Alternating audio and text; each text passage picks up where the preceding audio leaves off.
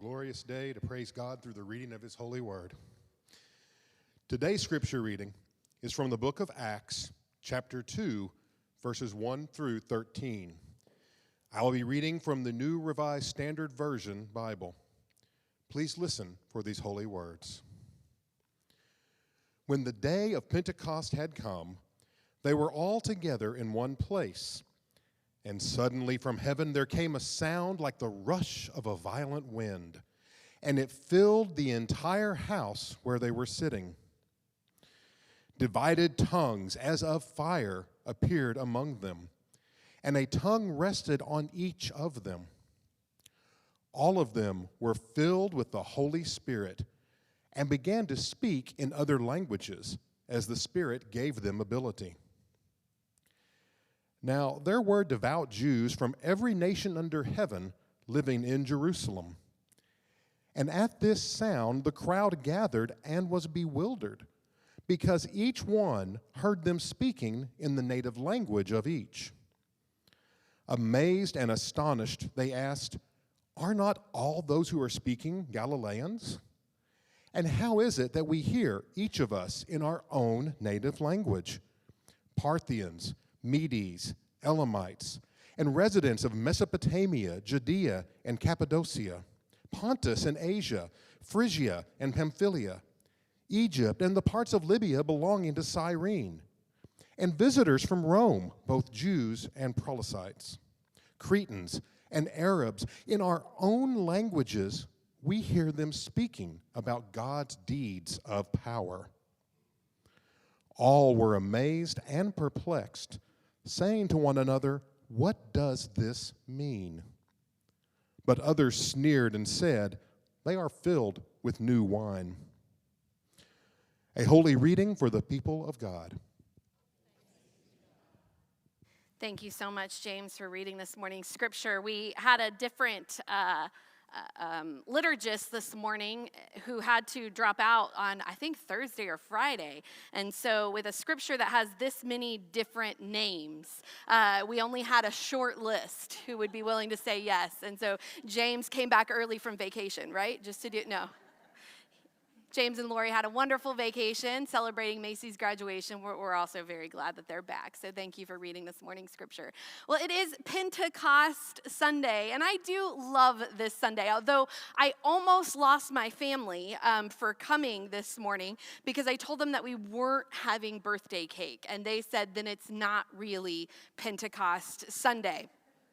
We normally always have birthday cake on Pentecost Sunday since it is the birth celebration of the church. But we had Mother's Day and macarons, whatever they're called, last Sunday. And we're going to have cake next Sunday for Senior Sunday as we celebrate our graduates. So you will get cake just next Sunday. So I hope that you'll be back as we celebrate our wonderful senior class of graduates. But the disciples have been waiting for this Sunday for a long time. They get these instructions from Jesus to just stay patient as Jesus is ascended. This is after the cross, after the resurrection, after the many messages that Jesus met with his various disciples and had with them. And then Jesus ascends into heaven and says, wait together. Wait together in the upper room in Jerusalem until you see the sign. And when you see the sign, then go into all the nations until the ends of the earth, telling the good news of the resurrection, of God's message of peace upon the earth. And so they're gathered together in the upper room when this Acts 2 Pentecost moment happens. And I always look at this day. There's so much here in this little text to preach on. And I get a chance to preach this text once a year, every year. And so something different pops out from the text each and every time. I've preached before about the double tongues. If you've seen the United Methodist symbol, that's where the fire, the divided tongue comes from behind the cross, is from this Pentecost text, as the Holy Spirit sets upon each of their heads as a divided tongue of fire. That's a great place to preach. There's also this idea of all the languages, right? They all get different languages to speak and to go out and to speak the good news. And I love preaching the text of that diversity. But For some reason, I was really drawn this year into this one description of the moment that the Holy Spirit rushes in, right? They're waiting for the sign. And this sign could have been anything, right? It reminds me of the Ace of Base song, right? I saw the sign. Don't worry, I won't sing it for you. But I think that they're just like, wait, was that it? Was that it? Like, I wonder if they kept wondering when somebody would sneeze, like, was that it? What is the sign that we're waiting for? And so I love that it says the Holy Spirit rushed in like a violent wind. I mean, there's just no denying, right, that something is happening in the upper room. This violent wind comes rushing in. Anybody in the room ever watched the 1996 movie Twister? Yes. Okay, I am among my people. Okay, I loved that movie. I was 13 when it came out, and it was just one of my favorite films. They're making it again this summer. I don't know if you heard. It's called Twisters. So I don't know, there's like more Twisters, but they're remaking it, and I just don't know if that's a good idea, because the original was like real good. So it's Helen Hunt, Bill Paxton, and they're storm chasers, right? Well, there's a third character in the movie. Her name's Melissa, and she's dating the Bill Paxton character, Bill, who's a weatherman, and so she's dating him, and he takes her out to get the divorce papers signed. He's previously married to Joe, the storm chaser, and they need the divorce papers signed so that they can get married. And so they go out into what looks like just rural Oklahoma, where this band of misfits is gathered together in just these rundown cars and RVs and whatever. I think a bus. I think one of them rides a bus. And they're all gathered together. What looks like they're getting ready to go chase some storms. And Bill and Melissa get out of the car to go get these papers signed by Joe. Well, I remember at the age of 13 that I really wanted to identify with the Joe character. Like, she's just awesome, right? Like, scared of nothing. And she's just kind of, I don't know, she just jumps at the chance to be right in the middle. And she's with this just band of like crazy guys. And she's like the leader, right? I mean, she just possesses this leadership of this band of crazy folk. But I definitely at 13 was more of a Melissa. I mean, I am not going to pretend like I was not. It was all about the rules. It was about showing up at the right time in the right place, wearing the right outfit, just making sure that had made sure I knew where all the exits were, right? Where I could just be safe at all points of my life. I mean, I really grew up making sure that I and my family, my little sister, we were all good, protected, and safe. I really didn't take a lot of risks when I was younger. But I loved this movie because there was this risk-taking main female character. And I wanted to be Joe. I started to understand that this text, this Pentecost text here in Acts 2, kind of reminds me of the Twister movie. Okay, let me make the correlation for you. You have this band of misfits, right, all gathered together. We see when we start to introduce to the characters in Twister that they each play a role. It's really cool to see the role that they play in the group, right? You've got Joe, who's the fearless leader, who has the passion to create this warning system. We know her history of why she's so passionate about it. Then we have this Bill character who seems to like have a sixth sense of tornadoes. Like he just knows what it's gonna do. I don't know, he just has this innate sense. We get Dusty, who's like the wise-cracking guy, but you see him as the glue that kind of keeps the group together. And then there's Rabbit, who's the navigator of the group. At this time, there's no GPS, so he like has all these maps that he like grabs from the back of the van to tell them where they're going to be going. We've got Lawrence, who's the photographer. He's very quiet, but he is filming everything, reminding them where they've been and where they're going. You've got Joey, this mathematician who takes all of their data and seems to be able to read it and make something of it. And then we've got this character who they nickname Preacher, who seems to be the eldest in the group and in some ways points them towards their greater mission and points them to where God is everywhere they go. I kind of think that when this group shows up, people are going, why are they all together? What is it that they're all doing together? And I also think that when the band of disciples who traveled with Jesus showed up, people thought, what are they all doing together? You've got the tax collector, the fishermen, the women previously possessed by demons. They're all just a traveling band of misfits. And here we see them in this Acts 2 passage, banded together in the upper room, waiting for a sign, this honing of the violent wind. And they have a choice. You see, when this violent wind comes into the upper room and they have the tongues of fire, they have a choice whether they're going to be weathermen, weather reporters, or storm chasers. You see, in the very beginning, we're introduced to Bill, and all of this group of misfits is making fun of him because he's become a weatherman. He, I guess, went back to the big city and joined the television crew team, is now reporting on the weather, and they're poking fun at him for doing so. They seem to be making this dichotomous relationship between a weather reporter and a storm chaser. And I think there really is a difference. And I think the disciples have to make the same choice in the upper room. Let me tell you about what I noticed this week as I was studying weather reporters and storm chasers. I found three things, and I'll make an analogy, the PPE. So if you need help remembering the PPE, the first one is that storm or weather reporters, the difference between a weather reporter and a storm chaser is their proximity to the storm. So weather reporters are normally reporting, except for that one crazy guy on the Weather Channel. What's his name? Yep. He just goes straight in. I think he's more of a storm chaser than a weather reporter, but he does both. But most weather reporters are reporting from the safety of either a studio or at least some sort of safe proximity to where the storm is. And they're observing and they're reporting on the conditions. A storm chaser, it actively pursues and enters the heart of severe weather to gather data and to experience the storm firsthand. There's a difference, and it's their proximity to the storm.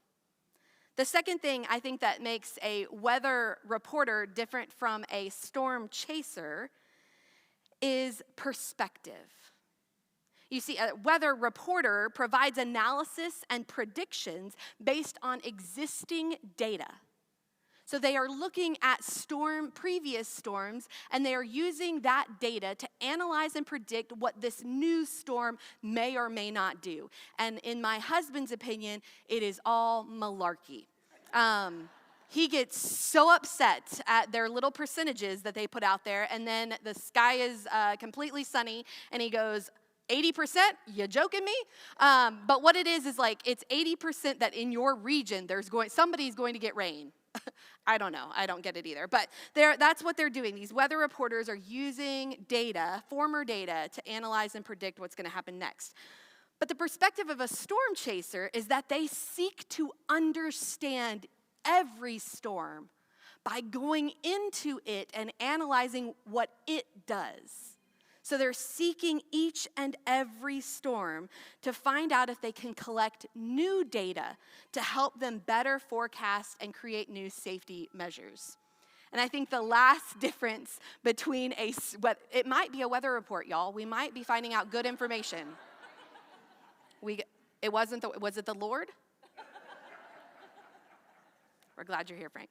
All right, the last difference between a weather reporter and a storm chaser is engagement. They just engage differently with what's happening. You see, a weather reporter is in a controlled environment. They have minimal risk, and what they're doing is they're focusing on communication and the interpretation of weather patterns, whereas a storm chaser embraces significant personal risk to go straight into the heart of the storm, dangerous weather, but they are driven by a passion for discovery. They're driven by a passion for a deeper understanding of the meteorological phenomena that is the storm. I think there's a difference between a weather reporter and a storm chaser.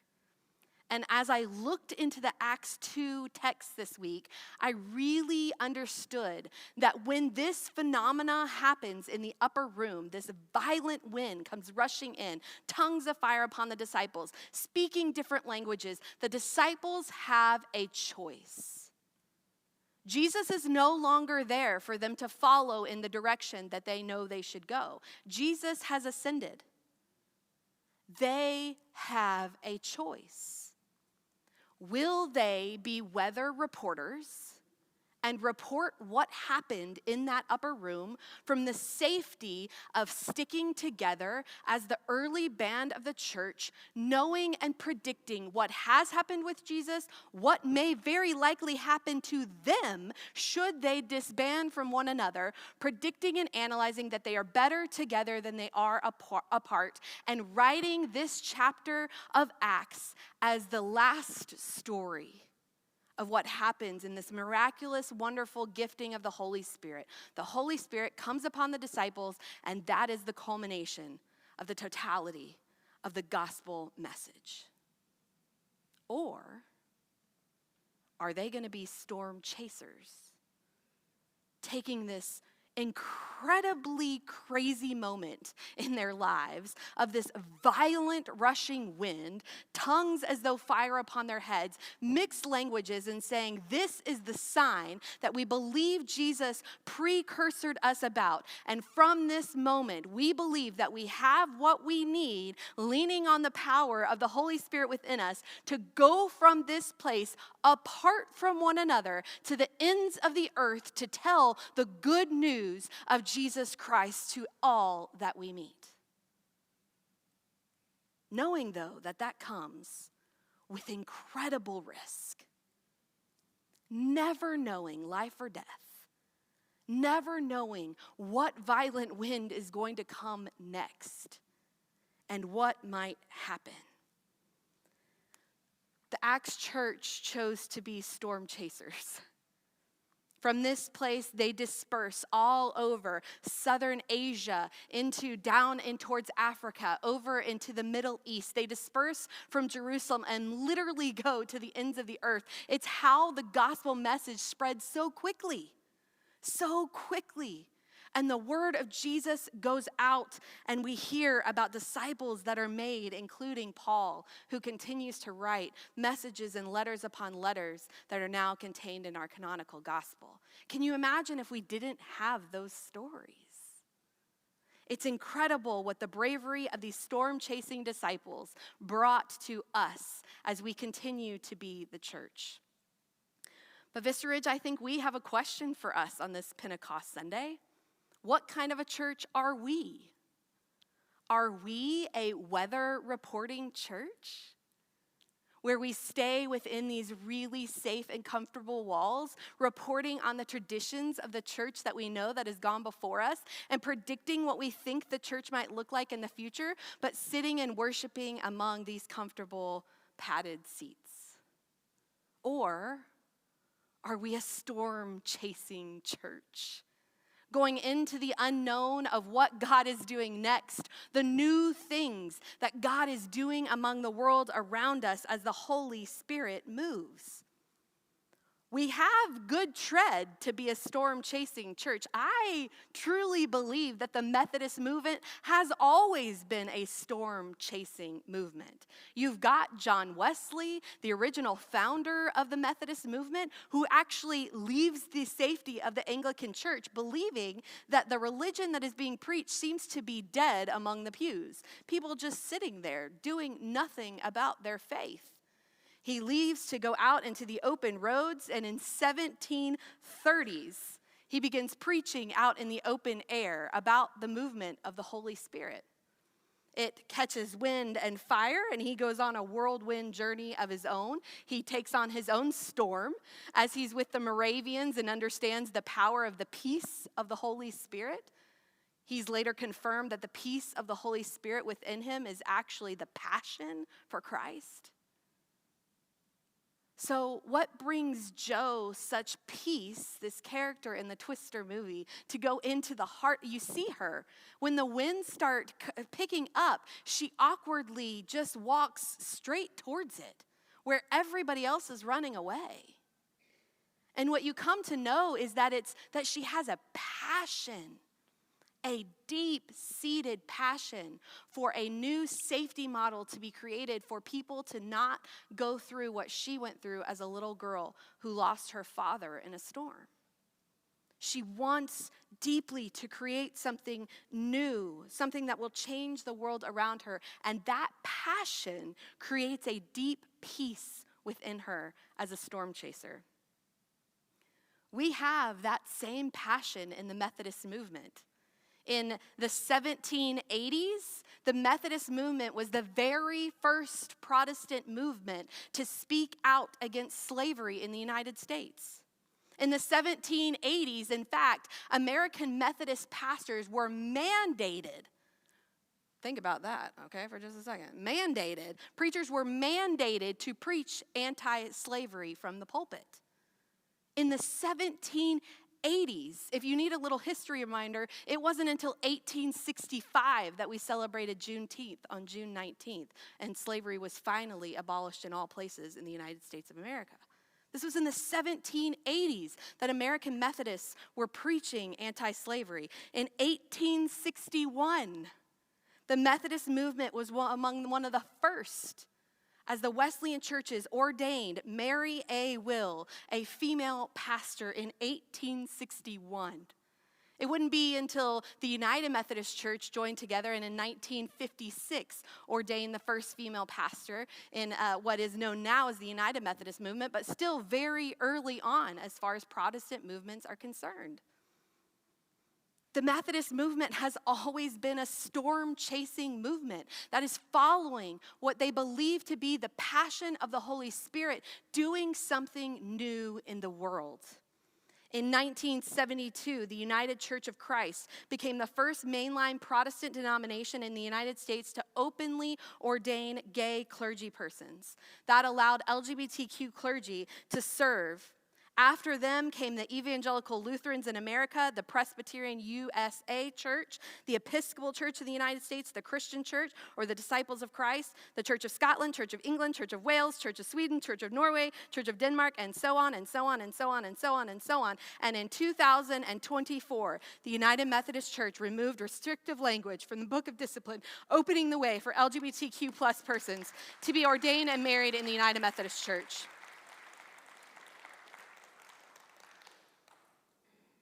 We were a little slow on this one. But we got there.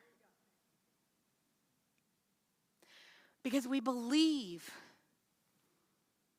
that there is something about going to the heart of the storm, not knowing, not one of those storm chasers predicts the entirety of what's going to happen and then says, I think I've got this one right, so I'll go towards that storm because I know how to keep myself safe. They go with passion, not knowing. Each and every storm has a mind of its own. But they go with a deep-seated passion of what can possibly happen, what new things can be learned from going deep into the center of where the violent winds take them. I fully understand that not everybody in this room is on the same page. And we don't have to be. One of the things I love about John Wesley are these words that he said. In essentials, unity. In non-essentials, liberty. And in all things, charity.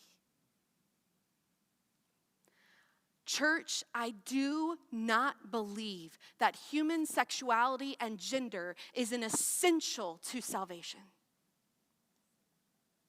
I just don't believe it from reading the totality of Scripture. So in something non-essential, liberty. And in all things, charity. I believe totally and truthfully that the church can be diverse in understandings that have come before this, including my own ordination as a female. There are people, including family members, who disagree with the point of my ordination, and that is okay. Their salvation is secure, and so is mine. And I don't believe that this is the point that should divide the church. There are so many storms in the world. There are people being wrapped up by violent winds, darkness, war, violence, discrimination, all around us. But we have the opportunity as the church to daringly march forward to the center, to be the peaceful presence of Christ, saying there is a God who sees all people, who loves every bit of creation, and has joined and bonded us together as the church. But that takes a lot of risk to be that kind of a church. And it's okay if you want to go to a weather reporting church. We've got a ton of them in DFW. And it's okay. It's okay. But I would like to see Vista Ridge be a storm-chasing church. I've got my wet boots ready. And I would love to find you a pair too, that we might go marching out from this place to the craziest places that God could possibly take us, preaching the message. God is here. God is here. God is here. And you are at the heart of everything God has ever loved. And that is the salvation for me, for you, and for everyone we meet. Let us pray. God, we thank you so much for this beautiful picture of the birth of your church. God, it's sometimes hard for us to understand that the first church was birthed in a tornado, in a storm, in a violent wind.